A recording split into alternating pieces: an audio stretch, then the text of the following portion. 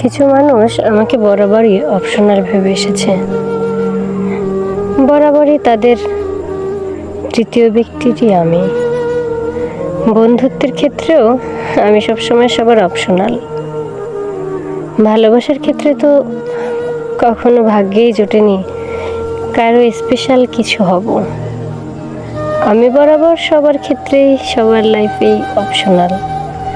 Optional জিনিসটা এমনভাবেই কপালে ঠুকে গেছে যে বন্ধু বলি, ভালোবাসা বলি, সবাই আমাকে ভেবে নেয় আমি অপশনাল। আমার বন্ধুর আমি ব্যতীত একটা বেস্ট ফ্রেন্ড আছে, আমার বান্ধবীর আমি ব্যতীত একটা বেস্ট ফ্রেন্ড আছে। আমি যাকে চাই, যাকে মন দিয়ে ভালোবাসি, সে আমি ব্যতীত আরও একজনকে মন দিয়ে অনেক ভালোবাসে। আমার সাথে বরাবর এমনটাই হয়। এমন নয় আমি পৌঁছাতে দেরি করে ফেলেছি, এমনটা নয়। আমি সবার আগেই থাকি। আমি পৌঁছাতে ঠিক সময়ে, ঠিক টাইমে, ঠিক জায়গায় থাকি। মানুষগুলো আমি থাকা সত্ত্বেও কখনো আমাকে আমি ভাবেনি। এরা সব সময়ের জন্য আমাকে ব্যবহারই করে গেছে, আর এমনভাবে ভেঙে চুরে দিয়ে গেছে যেন দ্বিতীয়বার আমি আর ঘুরে না দাঁড়াতে পারি। এইটা হয়তো তাদের প্ল্যান বলতে না, তাদের স্বভাব।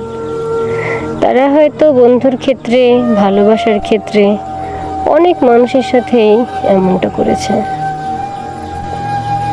বাস্তবিকভাবে আমি কখনো স্পেশাল হতে পারলাম না কারো লাইফেই না। আমাকে খুব সহজেই ভেঙে ফেলা যায়, আমাকে খুব সহজেই ঠকানো যায়।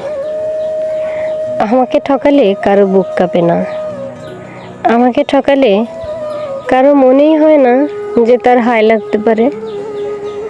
আমাকে ঠকালে কারো অপরাধ বোধ হয় না। কেন হয় না আমি ঠিক জানি না। অবশ্য এটা জানি, আমি কাউকে কখনো অভিশাপ দিই না। যে আমার জীবন থেকে যায় আমি তাকে মুক্ত করে দেই। আমি কাউকে ধরে রাখার কখনোই প্রচেষ্টা করি না। আমার কাছে ভালোবাসা মানে জোর করে ধরে রাখা না। আমার কাছে বন্ধুত্ব মানে জোর করে ধরে রাখা না। মোহ, মায়া, আবেগ, বিবেক সব কিছু যেই ব্যক্তির শুধু আমার উপরেই থাকবে, ওইটাই আমার কাছে ভালোবাসা, ওইটাই আমার কাছে প্রেম, ওইটাই আমার কাছে বন্ধুত্ব।